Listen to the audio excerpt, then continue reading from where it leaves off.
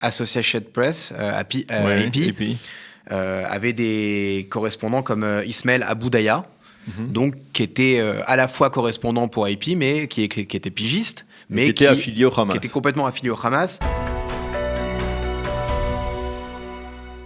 Eh bien, nous avons le plaisir d'accueillir dans notre studio ce matin Shimon Ben Galil. Shimon, bonjour, Boker Tov. Bonjour Daniel. Alors, on vous accueille parce que on voudrait parler avec vous d'une association qui, on va dire, s'occupe de suivi, on va dire, essentiellement de la presse et des médias internationaux. Ça s'appelle Honest Reporting. C'est pas très loin d'ailleurs de nos studios ici à Jérusalem, au cœur de Jérusalem. Alors, je voudrais d'abord, avant tout, que vous nous expliquiez de quoi s'agit-il. Quel est l'objectif de cette association ? Honest Reporting, c'est ce qu'on appelle en anglais un media watchdog, un chien de garde. La majeure partie du travail, c'est de surveiller les agences de presse internationales, les journalistes, les éditoriales, tout ce qui concerne l'information, et de rechercher les biais anti-israéliens. Ça, c'est sa mission principale. C'est ça, on va dire c'est une sorte de mission d'information, ce que l'on pourrait appeler de la hasbara, permettre de mieux comprendre, on va dire, la réalité israélienne et à travers essayer de suivre justement, on va dire, les médias qui sont plutôt hostiles, on va dire. Oui, parce que eux, de manière générale, ils veulent lutter pour l'équité et l'intégrité journalistique. Contre les fake news, ils font du fact-checking, donc il y a ça qui est au cœur de leur action, mais avec cette défense d'Israël également, en étant d'abord à l'avant-garde des biais anti-israéliens. Alors, je voudrais que vous me donniez, pour mieux faire comprendre à nos auditeurs de quoi il s'agit, donnez-nous un exemple. Quelle est votre action presque au quotidien ? Je pense qu'un exemple qu'on connaît tous, par exemple, c'est l'utilisation de termes comme militants quand on parle de terroristes. Dans un cas, on va parler des terroristes du 13 novembre, par exemple. Dans un autre, on va utiliser de combattants, militants du Hamas, cette terminologie-là.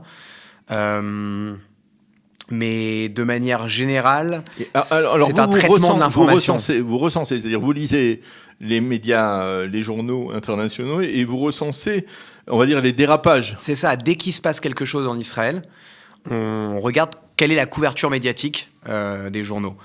Et on voit si c'est en accord avec la réalité en fait sur le terrain, ou si ça démontre un biais contre Israël. Alors une fois qu'il y a par exemple effectivement une biaiserie claire et avérée, quelle est la démarche de Honest Reporting ? On écrit des articles. On a nos journalistes qui écrivent des articles tous les jours pour dénoncer ce qui se passe, et ensuite on publie ça sur nos réseaux sociaux. Il y a aussi un gros travail de la part des cadres de la boîte pour faire des conférences, pour organiser des webinaires. Donc on est vraiment sur beaucoup de fronts différents pour partager cette information. Mais là où je pense qu'on est le plus entendu, c'est quand on expose des journalistes gazaouis, par exemple. C'est-à-dire, expliquez-nous. On a démontré, pour vous donner des exemples, que Associated Press, AP, avait des correspondants comme Ismaël Aboudaya, donc qui était à la fois correspondant pour AP, mais qui était pigiste, mais qui était affilié au Hamas. Qui était complètement affilié au Hamas, ou un peu plus connu, et il y avait Hassan Eslaye. Vous savez, c'est un journaliste qui a été tué il n'y a pas très longtemps. Ah oui. Qui était en photographie, embrassé par Sinwar. On l'a vu pendant toute la guerre, presque. Exactement, qui était très proche de Sinwar et du Hamas. Donc lui aussi, on montre en vérité qui sont ces gens et avec qui CNN, par exemple, travaille avec lui. Donc c'est important de le montrer. Mais par exemple, est-ce que ça va jusqu'au point d'intervenir par exemple auprès de CNN en disant voilà le CV de votre correspondant, voilà son implication avec le Hamas, comment vous faites pour continuer à employer un tel personnage ? Bien sûr, par exemple le contenu de Ismaël Aboudaya, d'un autre qui s'appelait Raman Adel, tous ces personnes-là qui ont publié des vidéos par exemple et des articles sur Reuters a retiré le contenu de leur site, se sont excusés. Et ont coupé leurs liens. Pareil à Hassan Eslaye, AP a coupé ses liens avec ce journaliste avant même que ce soit vraiment... On peut dire par exemple que pendant la guerre, on a vu à plusieurs reprises la BBC s'excuser. Exactement. C'était le résultat d'une de vos actions en particulier. Bien sûr. BBC, c'est peut-être... le plus fréquent, on va dire. Ouais. Les dérapages sont avec le New York Times. Ouais. Alors, et concrètement, quand on fait ce genre de travail, de suivi, Alors, on a bien entendu une certaine satisfaction, mais finalement, on a le sentiment que face au flux d'informations qui circulent sur les réseaux sociaux, même là, avec la meilleure volonté qui soit, même avec les meilleurs moyens dont on dispose, on n'arrive pas à enrayer, on va dire, cette tendance à accuser Israël de génocide, d'apartheid, enfin tout ce dont Israël a été accusé pendant la guerre. Vous avez raison. C'est pourquoi notre CEO, Jackie Alexander, elle nous l'a rappelé récemment, que ce combat-là, en fait, de dénoncer les biais et de faire en sorte qu'ils ne se reproduisent pas, il est David contre Goliath. Parce que pour une publication de Honest Reporting pour dénoncer quelque chose, on a des millions de publications en face. Donc c'est vrai qu'il y a ça. Mais pour vous donner un exemple précis qui est très efficace, on a prouvé que AP, New York Times, Reuters avaient publié des vidéos de Al-Shifa, de l'hôpital Al-Shifa. Oui. Et quand on regarde les vidéos qui sont disponibles sur Reuters, on voit très clairement des soldats du Hamas dans ces vidéos. Oui. Or, toutes ces agences-là, elles ont publié ces vidéos-là en ne mettant que des extraits où on ne voit pas les soldats. Et donc, quand on a des choses qui sont de l'ordre du visuel, comme ça, et qu'on peut vraiment prouver qu'il y a un biais, qu'il y a une intention malhonnête de montrer Israël sous un mauvais jour, et là, en l'occurrence, en montrant qu'il n'y a pas de soldats à Al-Shifa, alors qu'il y en a, c'est quand même des choses qui résonnent. Les gens qui lire que le New York Times a utilisé le terme militant à la place de terroriste, oui. À la limite, les gens vont dire oui, tout ça c'est de la terminologie, c'est pas très important. Par contre, voir qu'on manipule l'information et qu'on vous montre des choses qui ne sont pas vraies ou qui sont biaisées, je trouve que ça fait quand même un impact sur. On l'espère. De toute façon, nous, on vise concrètement, évidemment, on a les juifs de notre côté.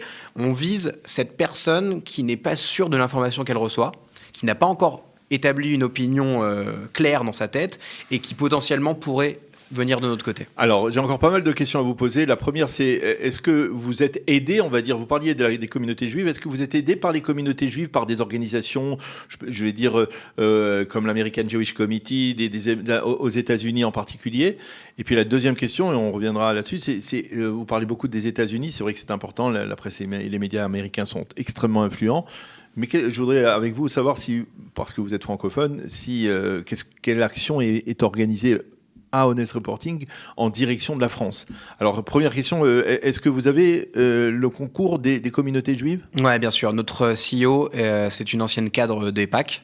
Ah oui, voilà. Donc, elle a un réseau gigantesque aux États-Unis et nous, on fonctionne uniquement sur les dons. C'est vraiment nos donateurs et à 99% nos donateurs américains qui nous financent. De toute façon, on publie uniquement en anglais et on s'attaque presque exclusivement à des agences anglophones. Donc majoritairement l'Angleterre et les États-Unis. C'est vrai qu'on a aussi dans le collimateur des chaînes comme Al Jazeera ou Anadolu, qui sont des chaînes aussi assez majeures. Mais nous, on publie majoritairement sur les chaînes anglo-saxonnes. Et donc, pour répondre à la deuxième question, j'aimerais beaucoup qu'on fasse un travail sur la France.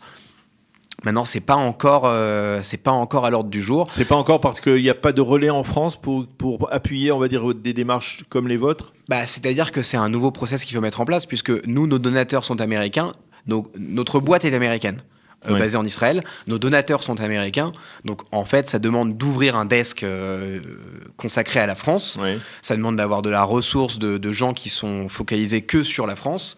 Et pour l'instant, c'est vrai que tout ce qui arrive qui atterrit sur nos articles, c'est quand ça sort un peu du registre de la France. Par exemple, quand Rima Hassan peut-être s'exprime au Parlement européen. Oui, on est déjà dans la dimension européenne. Voilà, on peut arriver peut-être sur de l'anglais et donc du coup on peut l'utiliser. Mais ça reste quand même assez rare. Donc moi je serais ravi évidemment il y a de quoi faire. Tous les jours je regarde... Il n'y a pas un département francophone à Honest Reporting, mais il pourrait y en avoir un. Je pense que j'en ai parlé même avec mon manager. Ils sont très favorables à ce qu'il y en ait un. Maintenant voilà, on consolide déjà ce qu'on a. Ça fait 25 ans qu'on existe, mais ça fait quand même quelques années que ça a pris l'importance que ça a pris. Et ça a pris beaucoup d'importance avec la guerre, on peut le supposer. Ouais. Aujourd'hui, on est vraiment, depuis la guerre, on est vraiment... extrêmement présent. On est à la fois une référence pour les juifs anglo-saxons qui ont besoin d'une information équitable, mais on est aussi devenu une référence pour les journalistes qui ont besoin d'un outil vérifié pour leurs informations. Des journalistes qui ne sont pas israéliens, qui ne sont pas juifs. Eh bien, c'est très important, Shimon, de nous avoir intéressés à ce projet, ce qui n'est plus un projet, c'est une réalisation, c'est Honest Reporting, donc une volonté de suivi de l'ensemble de la presse internationale, en particulier de la presse américaine. Donc, pour essayer. Si vous avez là, dans vos auditeurs, des Français qui sont intéressés de peut-être partager leurs dons vis-à-vis de la Hasbara dans quelque chose un peu plus... on va dire efficace. Je veux pas. La Hasbara, c'est important aussi. Donc nous, c'est un peu différent. Mais si en tout cas ce champ-là que nous on gère, qui est plutôt du media monitoring, si ça intéresse les Français, n'hésitez pas à nous contacter. On relayera. Voilà. Merci beaucoup, Shimon Ben Galil, de nous avoir expliqué de ce qu'était donc Honest Reporting, nous avoir donné, on va dire, l'intérêt que on doit porter à cette manière de suivre justement donc les biaiseries, on va dire, dans l'actualité internationale, dans les médias internationaux. Merci beaucoup d'avoir été avec nous ce matin dans notre studio. À bientôt. Avec plaisir, merci à vous.